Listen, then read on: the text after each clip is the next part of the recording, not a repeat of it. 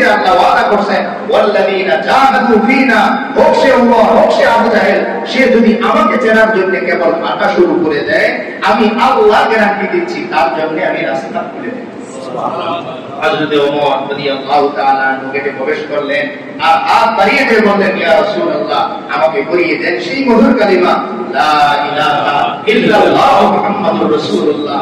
যে স্রষ্টা বাণী শুনতে এত মধুর, ওই স্রষ্টা না জানি কত মধুর, যার কথা শুনতে এত মজা, তিনি দেখতে না জানি আবু জাহেল অবাক হলেন যখন তিনি যে সংবাদ দিলেন যে আমি তো মুসলমান হয়ে গেছি, বিশ্বাসই করে না যে তুমি মুসলমান হইতে পারো না, অন্তত দরজা বন্ধ করে দিলেন।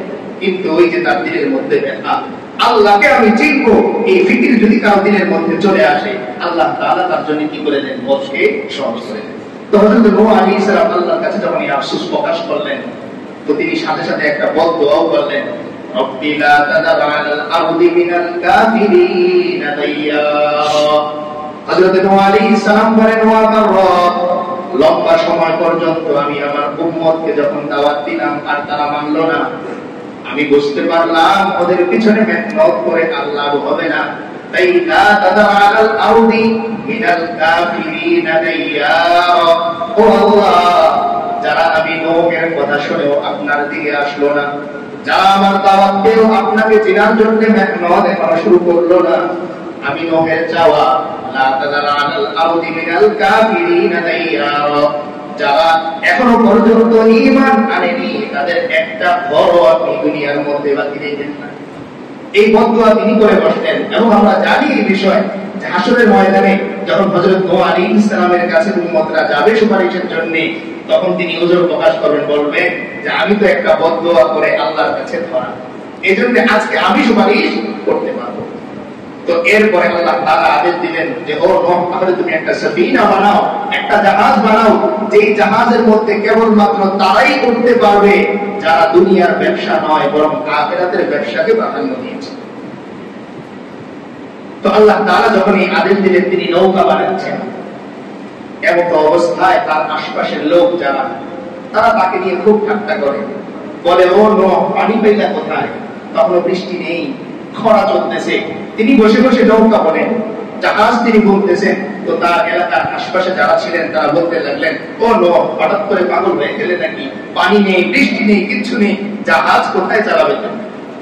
তো বারবার তার মন খারাপ হয়। তো আল্লাহ তাআলা বলেন, ও নূহ, তুমি তোমার সঙ্গীদেরকে বলে দাও তারা যেন এই কথা বলে, ইন তাসখরু মিন্না ফাইন্না নাসখরু মিনকুম কামা তাসখরুন। এখন তো আমাদেরকে নিয়ে ঠাট্টা করতেছো, যখন আল্লাহর পয়গাম চলে আসবে আর আমাদের এই ঈমানের জাহাজ যখন রওনা শুরু করবে, তোমরা ডুবতে থাকবে, তখন আমরাও তোমাদেরকে নিয়ে এরকমটাই করব। এরপরের অংশে আল্লাহ বলেন, ফাসাউফা তা'লামুন মান ইয়াতিহি আযাবুন ইউখজি ওয়া ইয়াহিল্লু আলাইহি আযাবুন মুকিম।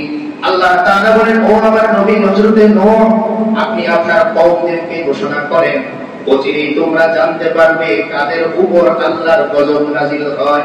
অর্থাৎ যারা আমরা ঈমান আনলাম তারা কি ক্ষতিগ্রস্ত হই, নাকি যারা তোমরা আল্লাহকে না মেনে দুনিয়ার পেছনে ছোটা শুরু করলে, দুনিয়ার টাকার পেছনে, ক্ষমতার পেছনে ছুটতে শুরু করলে, তারা ক্ষতিগ্রস্ত হও, অচিরেই তোমরা জানতে পারবে। এই ভবিষ্যৎবাণী তিনি করলেন। এরপর যখন নৌকা তৈরি হয়ে গেল, তো হযরত নূহ আলাইহিস সালাম যখন নৌকা চালু করবেন, স্টার্ট করবেন, এমন সময় তাকিয়ে দেখেন ওনারই সন্তান একটু দূরে দাঁড়িয়ে। এই আয়াত থেকে আল্লাহ তাআলা ছেলে এবং পুত্রের মাঝে, ছেলে এবং বাবার মাঝে ঈমান না থাকলে আদর্শ যে এক হয় না, এই বিষয়টা তুলে ধরলেন। তাহলে আমার সন্তান তখন আমার সন্তান যখন তার আদর্শের সাথে কিংবা আমার আদর্শের সাথে তার আদর্শ মিলে। যদি সে আমার আদর্শ না পায়, সন্তান আমার হলেও টাকার ভাগ পাবে তার বন্ধু, টাকার ভাগ পাবে তার অন্যান্য সাথে, আমি পাবো। এজন্য দেখবেন আজকাল একটা অভিযোগ যে ছেলে মেয়ে বিয়ে শাদী হওয়ার পরে, বিশেষ করে ছেলে বিয়ে শাদী করার পরে টাকা পয়সা বাবা যতটা পায় এর থেকে বেশি শ্বশুর পায়। কেন? কারণ নতুন বিয়ে শাদী করার পরে সম্মানটা স্বাভাবিকভাবে শ্বশুরের পক্ষ থেকে বেশি আসে, তাই তার টাকার ভাগ ওই দিকে বেশি চলে যায়। কেন? কারণ আমি আমার ছেলেকে আদর্শ শেখাতে পারিনি। তাই আল্লাহ তাআলা এই আয়াতের মধ্যে শুধুমাত্র হযরত নূহ আলাইহিস সালামের ইতিহাস তুলে ধরতেছেন, বিষয়টা এরকম না। আমরা অনেকেই কোরআনের এই ইতিহাসগুলোকে ইতিহাস মনে করি, কিসসা ঘটনা মনে করি। কোরআন এত দামি গ্রন্থ, এইখানে শুধুমাত্র গল্প কাহিনী গল্প থাকতে পারে না, বরং আল্লাহ তাআলা এক একজন নবীর ঘটনা দিয়ে সমাজের চিত্রগুলো তুলে ধরলেন যে ও সমাজের লোকেরা, তোমরাও মিলাও তোমার সন্তানও কি দ্বীনের ব্যাপারে তোমার আদর্শের মধ্যে আছে কিনা। যদি থাকে তাহলে তুমি তোমার সন্তানকে হাশরের ময়দানে কাছে পাবে, আর যদি না থাকে তাহলে কোরআনে আল্লাহ বলে দেন ইয়াউমা ইয়াফিরুল মারউ মিন আখি, ভাই ভাইকে চিনবে না, বাবা সন্তানকে চিনবে না, মা তার সন্তানকে চিনবে না। কেন? আদর্শ এক না হওয়ার কারণে। আর যদি আদর্শ এক হয় তবে মাও সন্তানকে চিনবে, সন্তানও মাকে চিনবে। হযরত নূহ আলাইহিস সালাম যখন নৌকা চালু করবেন, এমন সময় দেখলেন তার সন্তান একটু দূরে দাঁড়িয়ে। তো আল্লাহ তাআলা বলেন ওয়ানাদা নূহু ইবনাহু ওয়া কানা ফি মাযিলি ইয়া বুনাইয়া ইরকাম মা'না ওয়া লা তাকুম মা'আল কাফিরিন।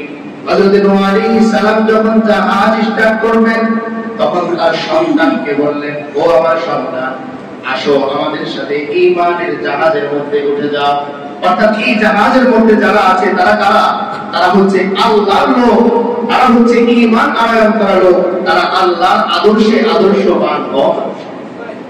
তো আল্লাহ তাআলার কাছে তিনি পরবর্তীতে ফরিয়াদ করলেন, সেটা সামনে আসবে। তার সন্তানকে তিনি ডাকলেন, আসো ইরকাব মা'না, আমাদের সাথে এসে যোগ দাও। ওয়ালা তাকুম মা'আল কাফিরিন, ও আমার সন্তান, যারা আমি আল্লাহকে আমার আল্লাহকে অস্বীকার করলো তাদের সাথে তুমি মিলে যেও না। এরপরে তার সন্তান কি উত্তর দিচ্ছে দেখেন, এখানে একটা বোঝার বিষয়। মানুষের দিলের মধ্যে যখন আল্লাহর ভালোবাসা, আল্লাহর ভয় না থাকে, তখন সেই মানুষ সত্যকে দেখতে পায় না, ভালোকে দেখতে পায় না, বরং সে দুনিয়ার পেছনে ছুটতে থাকে, মন্দের পেছনে সে ছুটতে থাকে। সে নিজের চোখে দেখতেছে যে আমার বাবা একজন নবী হওয়া সত্ত্বেও তিনি জাহাজে করে তার এই জাতিকে ছেড়ে যাচ্ছেন, তাহলে আমি কোন আশায় আমার বাবাকে ছেড়ে এখানে বসে আছি। নিজের কিসের মধ্যে বাড়িতে বড় হওয়া সন্তান, তিনি তো অন্তত তার বাবা সম্পর্কে জানেন, কিন্তু দেখেন আল্লাহর ভয়, আল্লাহর ভালোবাসা যখন মানুষের দিলের মধ্যে না থাকে, তখন সে সত্য কাছে থাকলেও দেখতে পায় না। তার বাবা বলতেছেন, ও আমার সন্তান, অচিরে একটি ঢেউ আসবে, আর এই ঢেউয়ের নিচে যারা আল্লাহকে বিশ্বাস করে না তারা তলিয়ে যাবে। কিন্তু সন্তান কি বলে?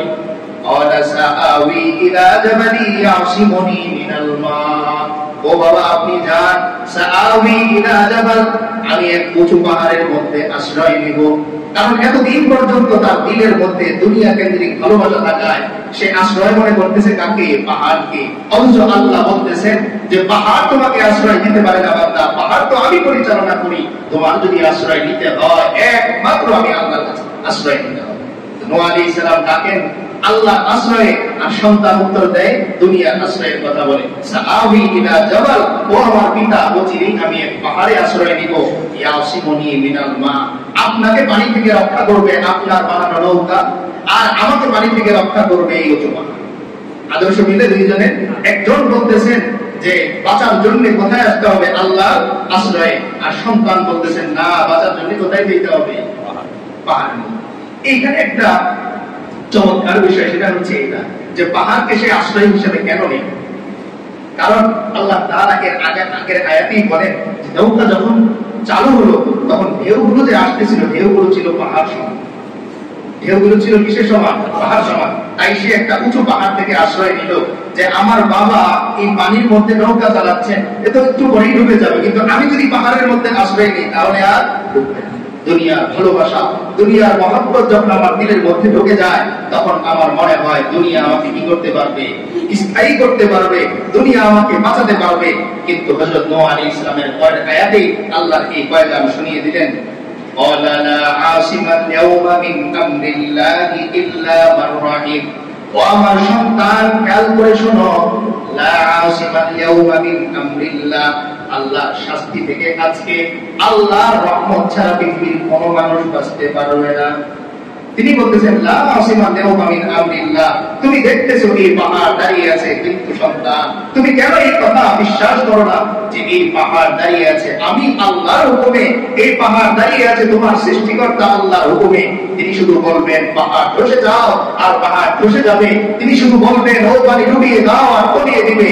তুমি এই পাহাড়ে নয়, এই পানিতে নয়, এই মাটিতে নয়, তুমি আমি আল্লাহর কাছে আশ্রয় নাও।